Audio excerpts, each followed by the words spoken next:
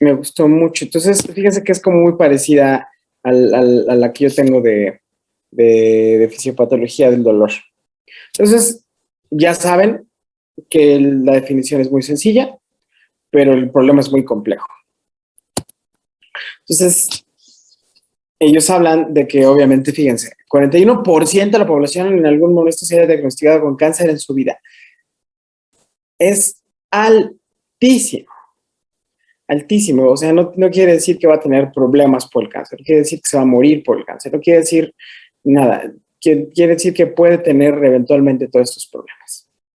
No, la estimación de cáncer para el 2020 es de más de 15 millones. Digo, por ahí, esta es una estadística que al parecer de Estados Unidos. Y lo que estábamos diciendo, ¿no? El dolor debería ser enfocado con uno de los problemas de los sistemas de salud y ser prioridad para poder atacarlo. Entonces, ¿por qué es importante? ¿Y por qué también quiero retomar esto? ¿Y por qué yo estoy decidiendo hablar esto con ustedes? Porque finalmente el dolor oncológico es multifactorial, porque cáncer es una patología increíblemente compleja, ¿no? Con un enemigo que a veces es perfecto y que independientemente de muchas veces de su etiología, le permite subsistir sin oxígeno, sin glucosa, sí, es muy difícil erradicarlo por esto. Y eso para sobrevivir. Entonces, eso es lo que lo hace complejo. Entonces, finalmente, es más, el dolor en cáncer es inflamación con neuropatía mezclados entre sí.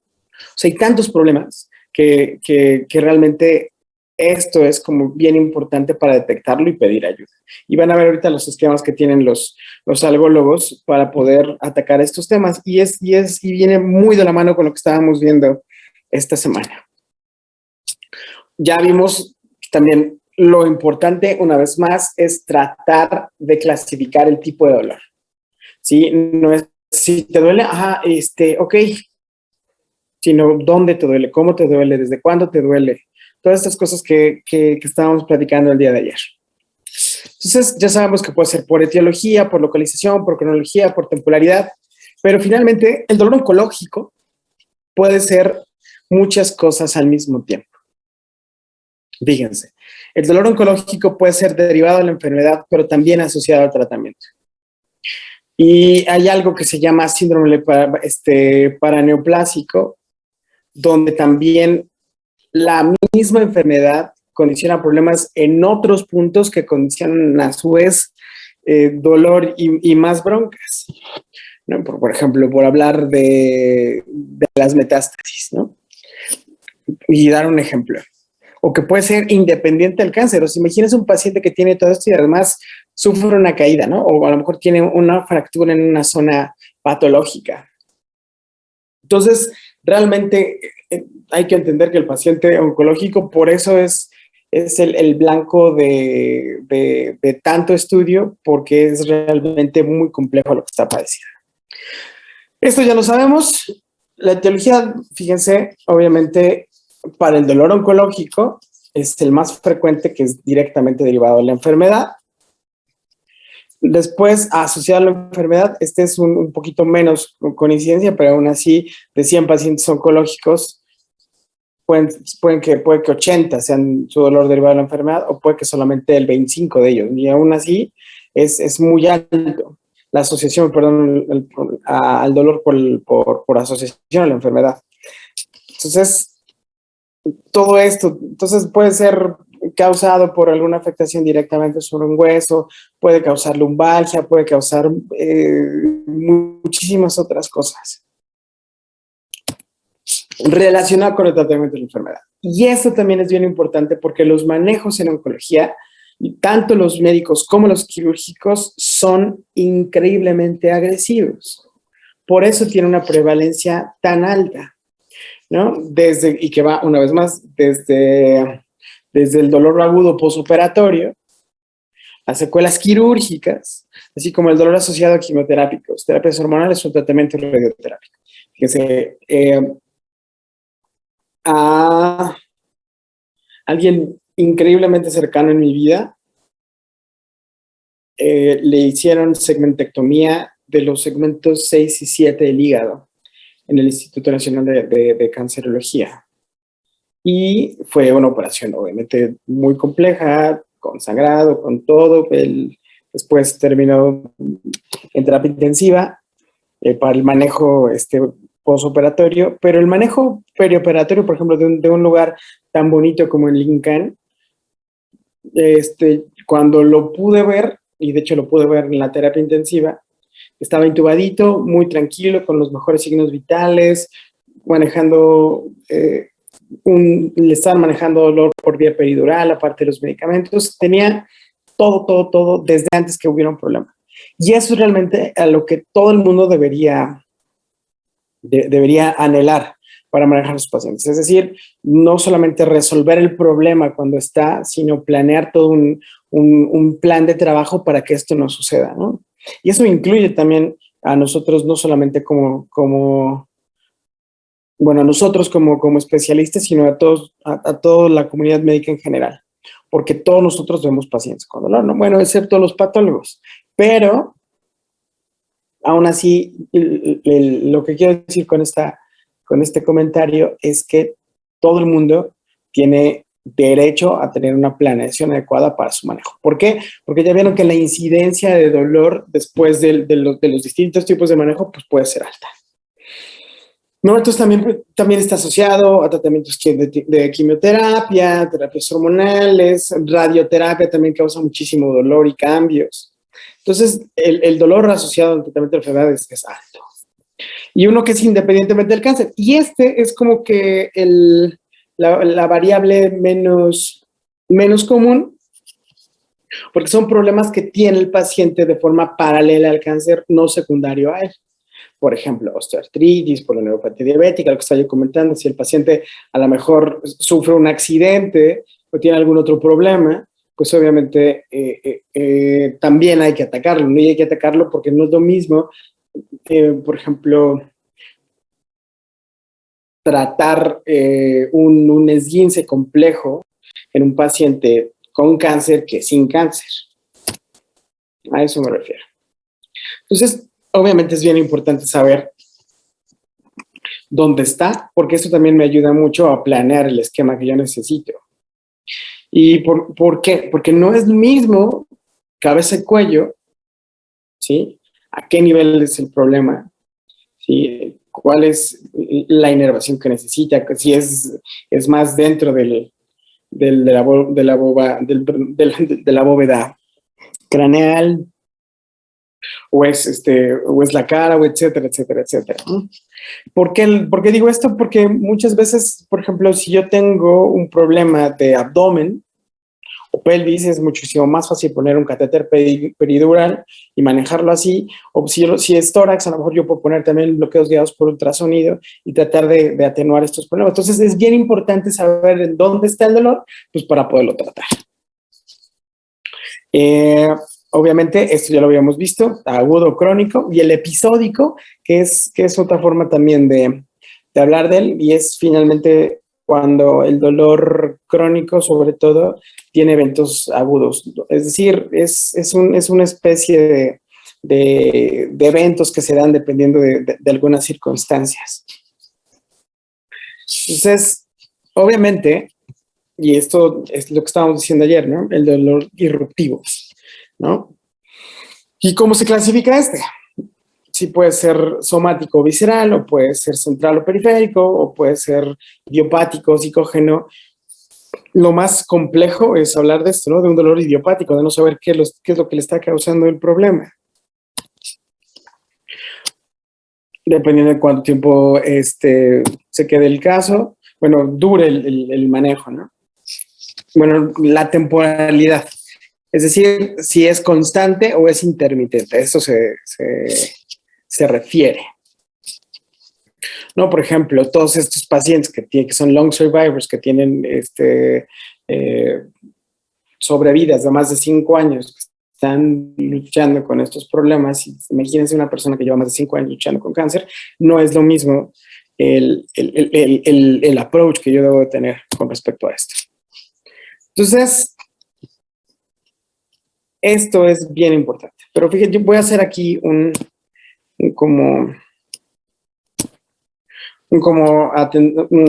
todo esto ya lo estábamos hablando, ¿no? La clasificación de la etiología, la localización. Pero sobre todo esto, ¿qué está causando el problema?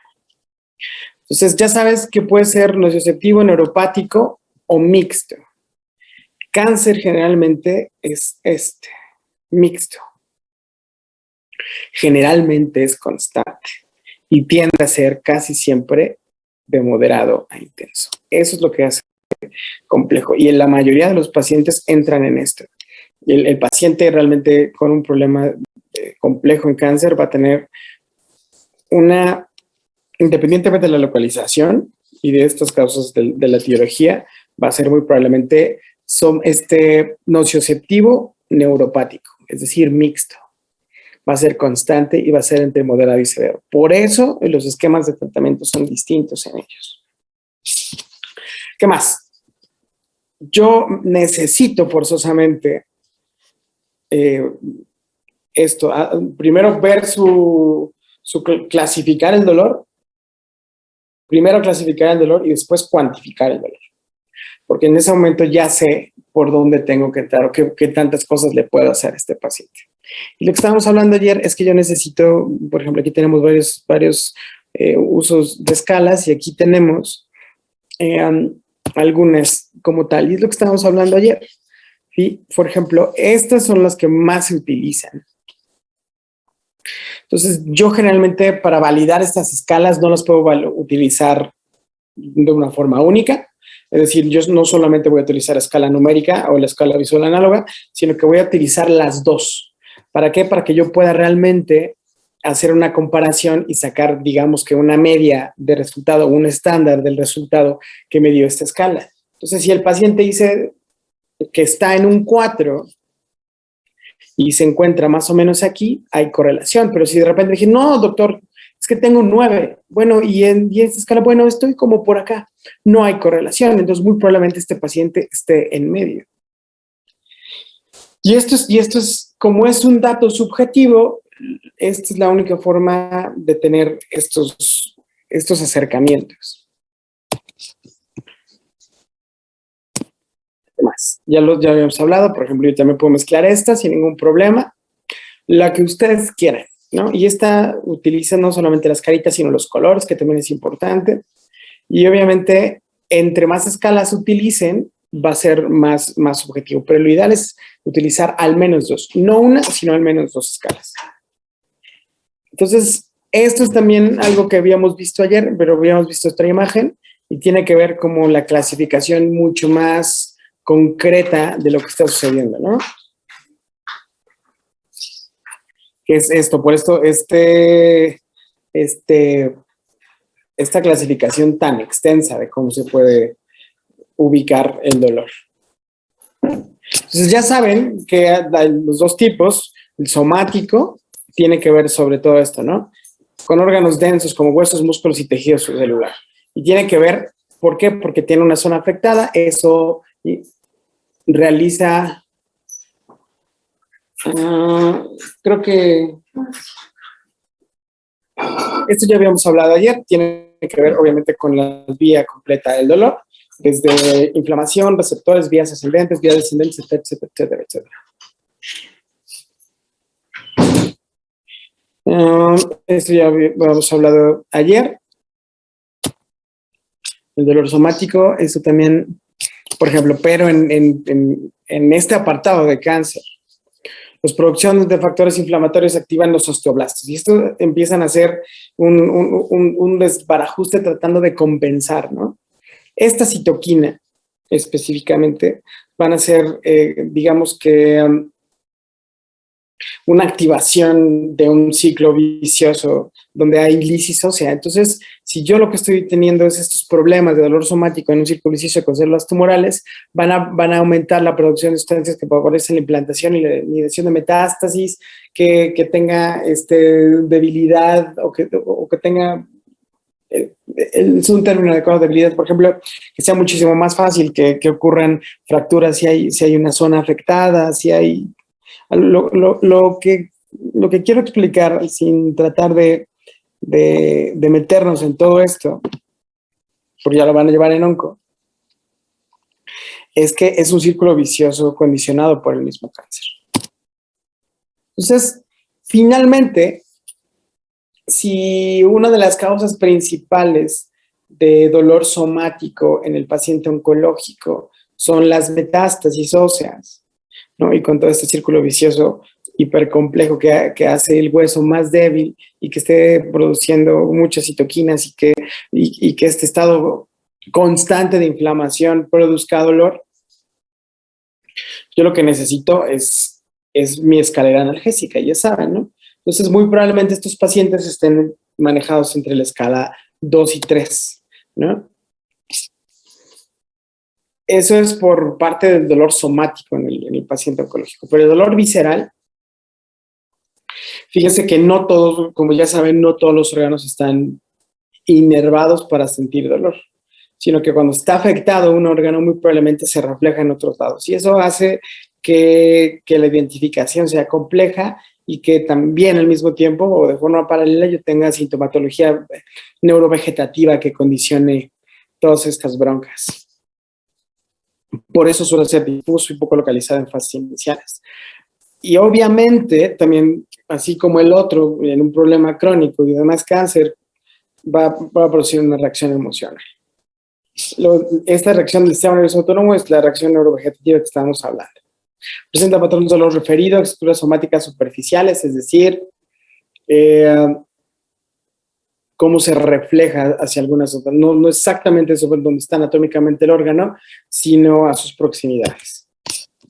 Y finalmente, el dolor neuropático, que es una consecuencia directa de una lesión o enfermedad que afecta el sistema somatosensorial, desde el sistema nervioso central hasta el sistema nervioso periférico.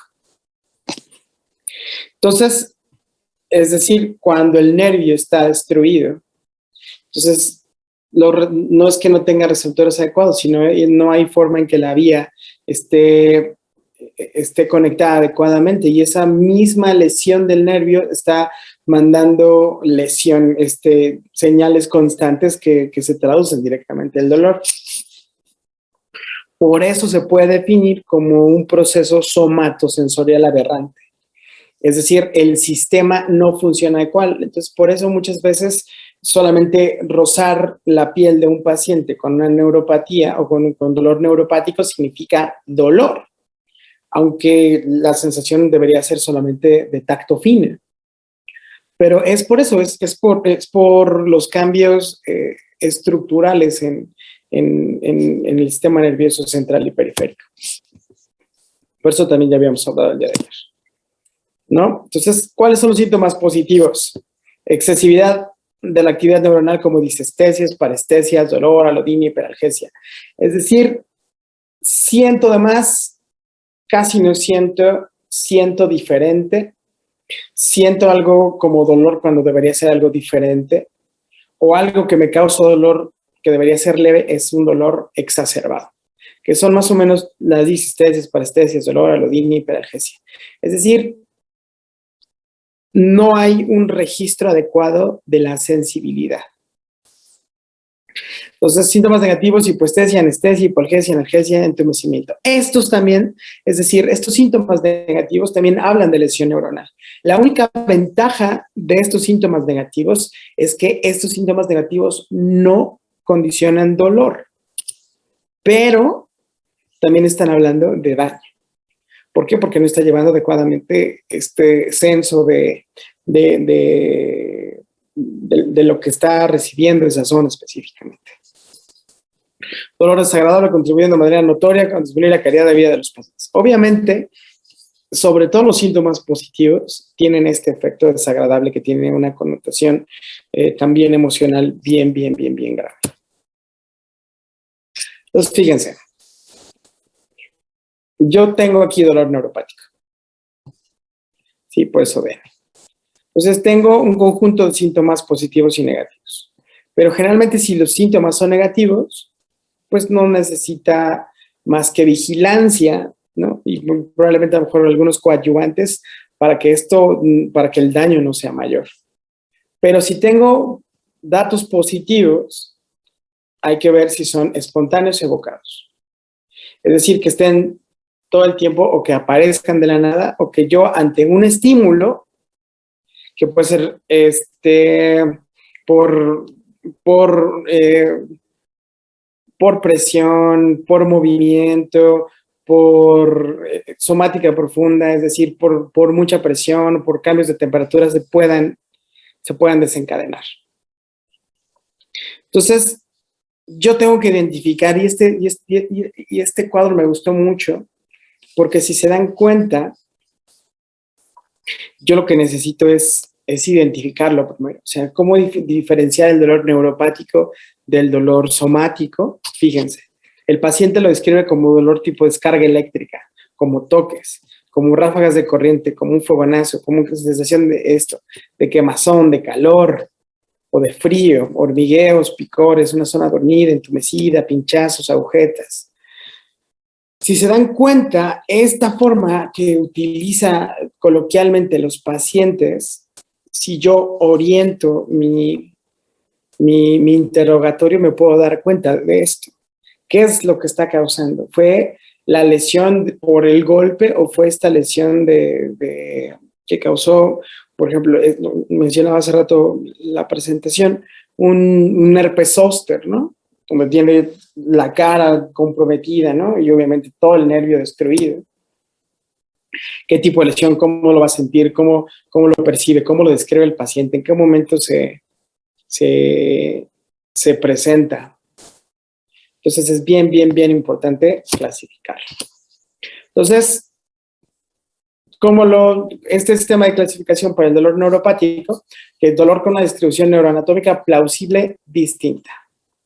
Es decir, que hay que ver la inervación para saber si hay alguna, ¿cómo decirlo? Si la explicación corresponde de forma anatómica. O que esto mismo pueda causar una distribución diferente. Pero este término es más como de saber, por ejemplo, cómo yo lo puedo investigar, por ejemplo, qué dermatoma está afectado, ¿no? Si es todo un dermatoma o es una zona en específico o es, por ejemplo, todo un nervio importante que lleva tanto movimiento como, sobre todo, sensibilidad antes que movimiento. Entonces, la distribución neuroanatómica es importante conocerla. Historia de una lesión o enfermedad relevante que afecta el sistema somatosensorial, ¿no? Obviamente, cáncer es la que estamos hablando ahorita. Pruebas de confirmación que demuestran presencia de signos sensoriales negativos y positivos confinados al territorio de inervación de la estructura nerviosa lesionada. Y esta generalmente yo lo puedo hacer con una exploración física completa, ¿no? Creo que en el laboratorio de fisio llevamos ahí, si ustedes recuerdan esa práctica de pares craneales, el resto de la exploración neurológica es muy parecido. Pero, por ejemplo, pruebas de confirmación reales se hacen, ¿cómo se llaman?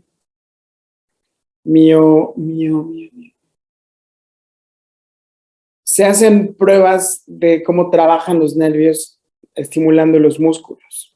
O al revés, estimulas los nervios y ves cómo responden los músculos. Es una electromiografía. Las electromiografías también me pueden hablar si hay lesión, sí, de qué nervios específicamente o de si alguna zona específica también. Entonces, ¿hay pruebas de confirmación? Sí. Otras pruebas diagnósticas que confirman la lesión o entidad que subyace al dolor neuropático. Generalmente, las resonancias magnéticas nos ayudan mucho con esto y obviamente, pues, saber cuál es el diagnóstico del paciente. Si tenemos un paciente sin diagnóstico y con dolor neuropático, entonces pueden pensar en cualquier cosa, ¿no? Lo ideal es que sea al revés. Dolor neuropático oncológico. Fíjense que hay hasta una clasificación especial para hablar de este. Entonces, tú puedes hablar de dos cosas, que es periférico central y tiene que ver con lo que esté relacionado, ¿no? Obviamente con el tumor y puede ser multifactorial porque, una vez más, el cáncer es un ente hipercomplejo. que presenta mecanismos de inflamación constante y que no ceden a los mecanismos de autorregulación. Y esto mismo afecta a las estructuras que están continuas y la angiogénesis y todas estas ondas que están pasando todo el tiempo el paciente con cáncer, pues obviamente no solamente se destruye un tejido, sino cambia completamente, y no solamente cambia el tejido, sino su inervación y su irrigación.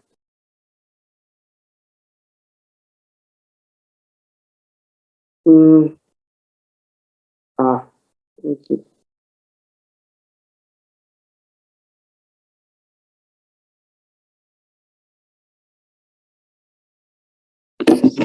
Ujú. Entonces, este es el problema. ¿Qué pasa cuando me encuentro con el dolor mixto? Me combina más de un tipo de dolor. Prevalencia del dolor mixto se sitúa aproximadamente de un 30 y un 90% del paciente con cáncer. ¿Ya vieron? Esta es la incidencia que estaba yo hablando en un principio. Esto, que casi todos los pacientes, por el tipo de patología, va a condicionar este tipo de dolor súper complejo. Eso hace que cueste mucho trabajo diagnosticarlo. Pero obviamente estas herramientas de las que estamos hablando hoy, con las clasificaciones, con la etiología, con todo esto, es lo que utiliza el algólogo para poderlo identificar. Entonces, lo que nosotros como entes mortales, no algólogos, tenemos que hacer es tratar de clasificarlo lo mejor posible para pedir ayuda lo antes posible y que ese paciente se sienta mejor tan antes posible. ¿De acuerdo? Entonces, esto es bien importante, porque, por ejemplo, estos pacientes que hablábamos también hace rato, ¿no? Que tiene dolor oncológico, que puede ser somático o puede ser visceral o puede ser neuropático, además tienen una lumbalgia crónica, ¿no? Y a lo mejor esta lumbalgia crónica también está condicionando neuropatía. Entonces, se vuelven mucho más complejos los pacientes. Entonces necesitamos, obviamente, conocer lo mejor posible a los pacientes, historia clínica, exploración física, y obviamente, una vez más, la clasificación. Entonces, esto es como distensión hepática crónica, neoplásico, neuritis crónicas, es más de lo mismo. Yo lo que quiero es llegar a esto. Fíjense lo que tiene que hacer de forma, por ejemplo, lo que hacemos en la anestesia con este tipo de pacientes. Porque este tipo de pacientes sí tenemos muchos en el hospital, ¿no? Y obviamente tú tienes que conocerlo lo mejor posible para tener el mejor resultado posible, aunque suene repetitivo. Entonces, obviamente estamos hablando de este dolor irruptivo oncológico. Entonces, este dolor que de repente te saca de todo y te rompe en dos y no te permite hacer tu vida normal. Entonces, ¿cuál es el manejo realmente? Pues depende de lo que necesite, ¿no? O sea, ¿para qué lo quiero? Si realmente yo lo quiero solamente para que el paciente ya no tenga molestias, ¿no? Ya decía el intervencionismo, o que yo necesite que esté lo mejor posible para que el tratamiento farmacológico no sea tan agresivo, o el mismo tratamiento farmacológico no me lo esté causando, ¿sí? Y obviamente, ¿qué es lo que está causando todo esto, no? Al final, yo lo que necesito es esto, prevenir las crisis. Finalmente, como lo hago, esta anticipación, la exacerbación de la dio incidental, o sea, de estos episodios irruptivos. Todo esto significa conocer al paciente. Conocer absolutamente al paciente. Entonces, esto es como un esquema global de lo que yo también le tengo que dar al medicamento, no solamente con el dolor, sino como ya habíamos visto, con algunos de los coadyuvantes y algunos otros medicamentos, por ejemplo, que el paciente se van a beneficiar mucho y que yo no puedo dejar de ver. Por ejemplo, ¿por qué laxantes? Y esta respuesta ustedes la saben también. Porque habíamos dicho, si ustedes recuerdan cuando hablábamos de opioides, que cuando yo estoy manejando estos, tienen una interacción directa en la velocidad de cómo trabaja el sistema gastrointestinal. Entonces yo voy a tener pacientes que se pueden tapar, que pueden tener problemas graves si yo no los manejo con laxantes porque yo le estoy manejando los opioides, independientemente de su problema. Y con lo mismo con los otros medicamentos. Entonces, esto ya lo saben, es lo que estábamos viendo ayer, que era como el esquema de tratamiento, que es en la escala de la OMS. Primero empezamos con paracetamol, AINE y metamizol. En el segundo escalón empiezo con opioides menores, más lo que habíamos utilizado en el primero.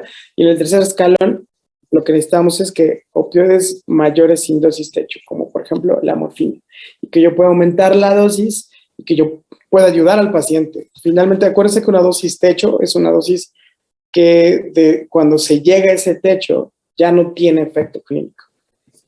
La morfina tiene esa ventaja, que yo puedo aumentar gradualmente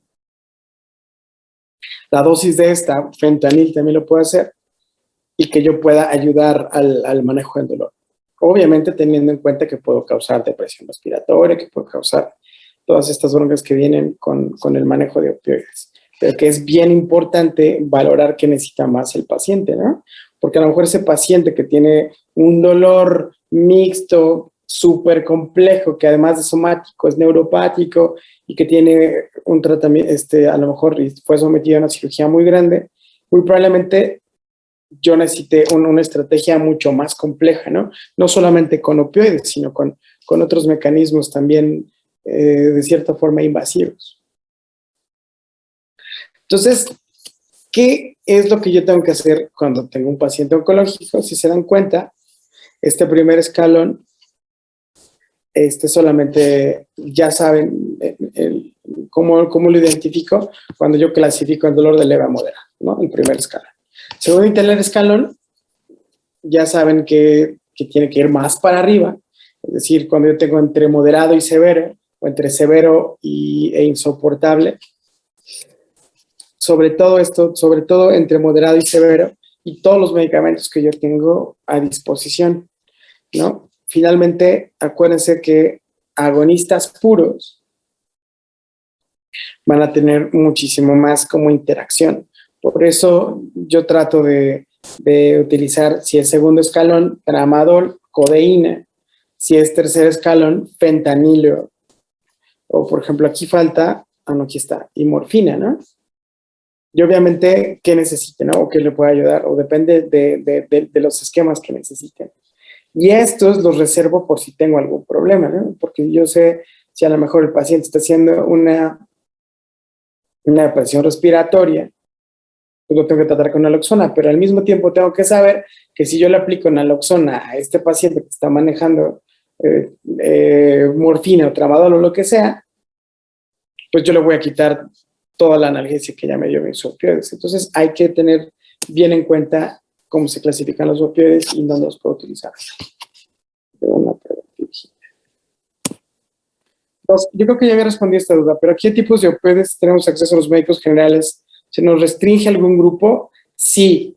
Fíjate que lo que estaba yo diciendo, Mike, es que... lo que estaba yo diciendo es que todos los profesionales de la salud que quieran manejar opioides lo pueden hacer, pero necesitan un recetario especial y darse de alta a la COFEPRIS para que este organismo tenga control de lo que nosotros hacemos como médicos. Es decir, no solamente tú, si quieres eso, tú con tu cédula de médico puedes tener acceso a morfina o a fentanilo o a cualquiera de estos opioides fuertes. Lo único que necesitas es estar registrado ante COFEPRIS. Pero los que no necesitan, generalmente, los que se pueden utilizar es tramadol, en algunos, tramadol y buprenorfina, y me parece que en albufina también los puedes utilizar con una receta normal, es decir, una receta donde vengan todos tus datos, tu cédula profesional, tu dirección y los datos completos del paciente para que se pueda recetar. Pero para los demás, sobre todo los de grupo 1, que son fentanilo, morfina, etcétera, sí necesitas ese recetario. Pero el recetario, cualquier médico con cédula profesional lo puede tener. Eso que quede bien, bien claro. ¿Sí, Mike? Pero ya vieron lo útil que son, sobre todo para estos pacientes que no pueden. Entonces, por ejemplo, fíjense, esta me gustó porque tenía casos clínicos. Entonces, ¿qué pasa si yo tengo un paciente femenino de 45 años de edad que tiene CACU, es decir, cáncer cervicouterino, ¿no?, con una etapa más o menos avanzada, tiene quimio y radio, y tiene un diagnóstico algológico de dolor oncológico relacionado con el tratamiento de la enfermedad? Es decir, la radioterapia muy probablemente le está causando este dolor. Con tratamiento de base, ¿qué va a tener? Tramadol, 50 miligramos cada 8 horas, pregabalina, 150 miligramos, duloxetina y actualmente náusea y vómito grado 3. Refiere adecuado control del dolor. Entonces, ¿qué hay que hacerle a este paciente? Por ejemplo, en este momento... ¿Subir un escalón, tal vez? ¿Le cambiarías algo?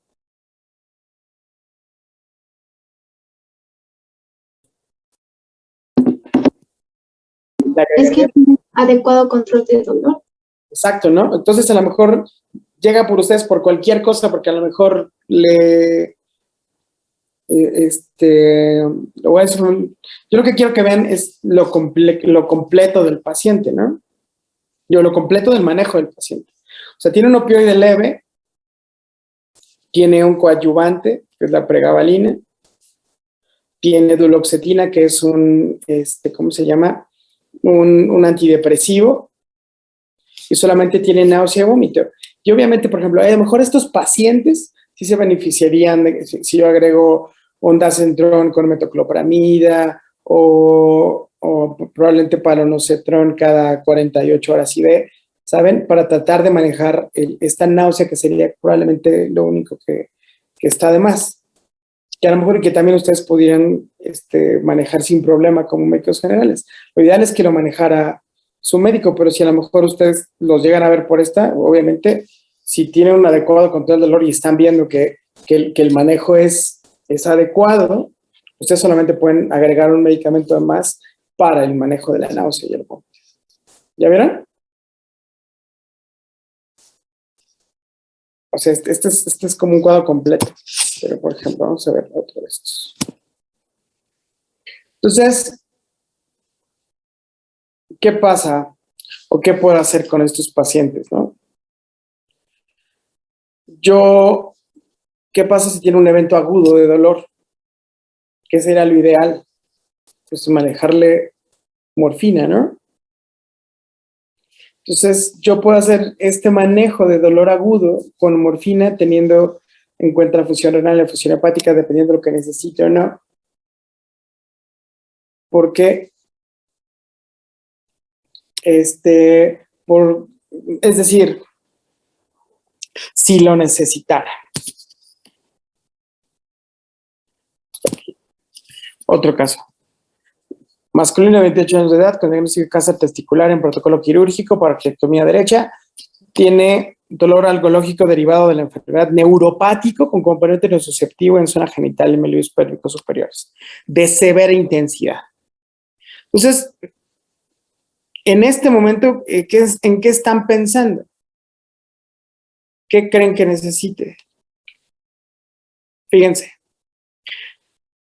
Tratamiento con buprenorfina en parche 20 miligramos, 1 cada 7 horas, transdérmico. Indicado por el servicio de urgencias con pobre control del dolor y cuenta con función renal y hepática conservadas.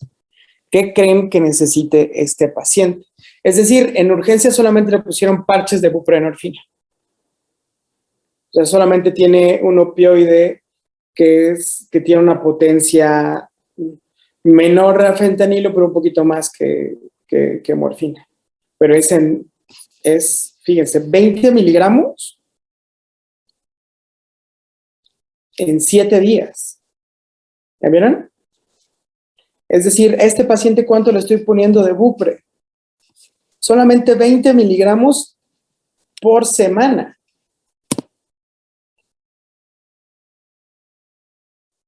Claro, esta puede ser una de las causas, ¿no? Podría también, por ejemplo, aumentar la dosis de buprenorfina y aparte de eso darle algún analgésico porque es un dolor neuropático. Claro, ¿no? Por ejemplo, yo a este paciente, yo le pondría buprenorfina a 2 microgramos por kilo subcutáneo. En los 28 de edad, imagínense que pesa 70 kilos, yo le pongo 150 microgramos, media ámpula de buprenorfina subcutánea. Y en 20 minutos yo ya empiezo a tener efecto de la bupre. Y yo continúo con su parche para que empiece a hacer efecto. Y yo mantener esto. Y aparte le doy medicamentos. Le puedo agregar paracetamol, le puedo agregar gabapentina, le puedo agregar alguna otra cosa, ¿no? Ver si tiene o no componente emocional. Y hasta un antidepresivo, un recaptador de serotonina, una cosa así se vería beneficiado. ¿Cierto?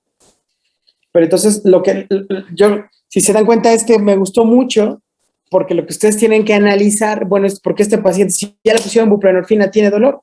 ¿Por qué? Porque está bien pinche lo que le están poniendo. O sea, no es que esté mal, no es que esté mal indicada la buprenorfina, es que es muy poquito para él. ¿Cierto? Entonces hay que dar este manejo completo, ¿no? Y sí puedo iniciarle a este paciente paracetamol, y le puedo iniciar metamizol, y le puedo iniciar gabapentina, y le puedo dar un manejo muchísimo más complejo. ¿Por qué? Porque lo amerita, porque es de severa intensidad, porque necesita al menos un escalón 3 de la OMS, ¿ya vieron? Y esto es bien, bien, bien, bien común. Bien común. Pues fíjense, hay que titular la dosis, es decir, yo necesito muy probablemente aumentar la dosis del parche o, por ejemplo, utilizarlo inicialmente con esta vía subcutánea para poder dar y complementar esto. Hay que, por ejemplo, indicar el parche adecuadamente y tiene que ver, por ejemplo, dónde lo pones, ¿no? Si lo pones en una pierna o si lo pones en el abdomen, cuánto tiempo tiene que durar ahí, cómo lo tienes que mover, cada cuánto lo tienes que mover, cuánto tiempo tarda en empezar a hacer efecto el parche. Todas esas cosas son importantes. Pero, por ejemplo, a este paciente solamente con ponerle buprenorfina subcutánea, darle el manejo de AINE y paracetamol y con un coadyuvante, ya lo tienes más que listo y súper dispuesto a entrar al quirófano para poder remediar todos estos problemas. Porque está en protocolo de cirugía. Pero sí, otro caso. Masculino de 48 años de edad, es seropositivo, diagnóstico alcohólico de neuralgia posherpética, acude refiriendo adecuado control del dolor, el tratamiento con oxicodona, tabletas de 20 miligramos, una cada 8 horas, amitriptilina, 25 miligramos, una cada 24 horas, programado para colistectomía paroscópica. ¿Por qué este es un caso? Porque fíjense, tiene oxicodona y el oxycontin es un opioide que también, o sea, no es tan potente como su fentanilo y que se puede utilizar vía oral. Entonces, este paciente va a entrar a quirófano. ¿Cómo le manejo los opioides en quirófanos? Fíjense. ¿Qué necesito hacer? Obviamente no le puedo dar vía oral oxicodona para manejarle el dolor transquirúrgico, ¿no? Que lo van a abrir, lo van a quitar, le van a coser, le van a hacer muchísimas cosas. Él necesita probablemente, sin ningún problema, modificarlo a fentanilo, ¿no? Yo puedo hacer una reducción después de esto o no pasarme de estas dosis. Pero finalmente, fíjense, ¿qué pasa? Yo lo que necesito es, digamos, ¿qué es lo que explica esta tabla? ¿Cómo es lo ideal el manejo no solamente durante la cirugía, sino cómo yo lo puedo manejar con opioides, o lo ideal es manejarlo con opioides dentro de su estancia intrahospitalaria, ¿no? ¿De qué le iban a operar? Bueno, no es cierto, estaba ingresado porque llegó por neuralgia, ¿no? Del trigémino. Entonces, yo si no necesito, si no puedo darle por cualquier razón continuar esto con vía oral, yo no puedo cambiar a morfina o fentanil. ¿Sí? Entonces, lo ideal es esto, reducirle poco a poco. ¿Por qué? Porque morfina y fentanilo son más potentes que oxicodona, manejarlo en lo global, darles los retrovirales, etcétera, etcétera, y que obviamente cuando esté todo controlado ya puede dar de alta muy probablemente.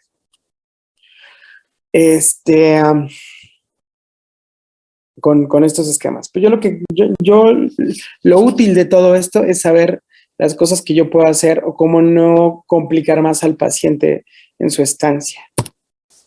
Otro.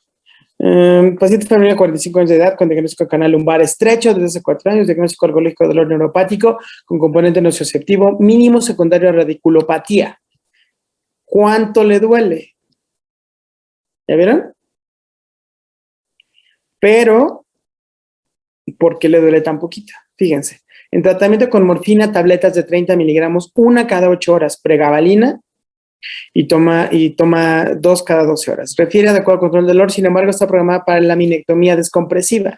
Esta paciente sí va a entrar a quirófano también, pero ¿con qué se maneja su dolor? Que está adecuadamente controlado, es decir, tiene dolor mínimo, tolerable. Yo tengo que cambiarla, ¿no? Yo tengo que buscar, obviamente, cuál es la mejor opción de emergencia postoperatoria. No suspender la morfina, ¿por qué? Porque voy a tener, porque ya lleva mucho tiempo utilizándola y hacer estos cambios también no es como tan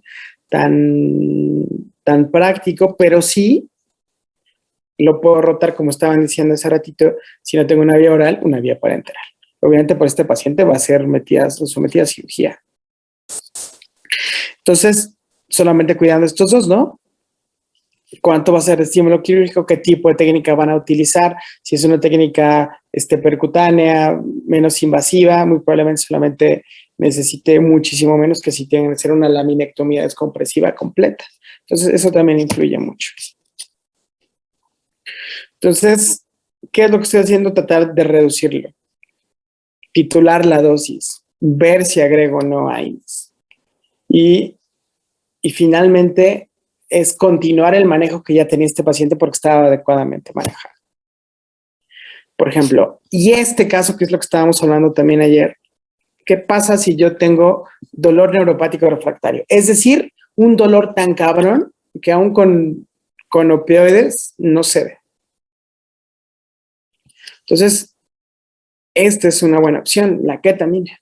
Recuerda que trabaja ya a nivel de receptores N-metil de aspartato, con dosis de infusión o dosis orales, o pues se puede manejar de muchísimas formas, ¿no? Pero lo ideal es cambiar el esquema y ver y para tratar de ayudar a estos pacientes. Estos son raros, estos casos, pero siempre hay opciones de algún manejo. Y si esto no funciona, pues realmente llegar directamente ya a lo invasivo, ¿no? Al intervencionismo terapéutico. Se pueden utilizar cannabinoides también. Hay presentaciones de cannabinoides vía oral. Hay unas presentaciones y si no también se puede dar, dependiendo CBD, se pueden dar algunas otras cosas también de forma paralela. Oh my God. Oh my God. Perdón, es que acaban de traer pizza. Y yo tenía mucho. Bueno, se va a comer 2 pizzas. Entonces, pueden ser muchas cosas. ¿Dónde está aquí? El lidocaína B también puedo utilizar. Pues ya se me está acabando la hora. Entonces, todos estos medicamentos, lidocaína, cannabinoides, yo lo puedo utilizar en infusión para que el manejo sea, es decir, como coadyuvante. ¿Se acuerdan que habíamos dicho que son medicamentos que no estaban diseñados directamente como para el tratamiento de dolor, pero se pueden utilizar para esto? Entonces, muchachos, ya vieron lo complejo que es todo esto, ¿cierto? Entonces, la próxima semana no hay clase ni lunes ni martes, ¿verdad? Por el puente. No, Doc. Creo que no. Entonces, nos vemos el miércoles y yo creo que el miércoles ya les dije que me hace falta ver con ustedes anestésicos inhalados y técnicas regionales. Entonces, el bloqueo peridural y subdural y todas esas cosas. ¿Sale? Entonces, yo creo que vamos a anestésicos inhalados la próxima semana. ¿Ok? Sí, doctor. Sí, Doc. Pero cuídense mucho. Ya nos estamos viendo la próxima semana. Disfruten su puentezote.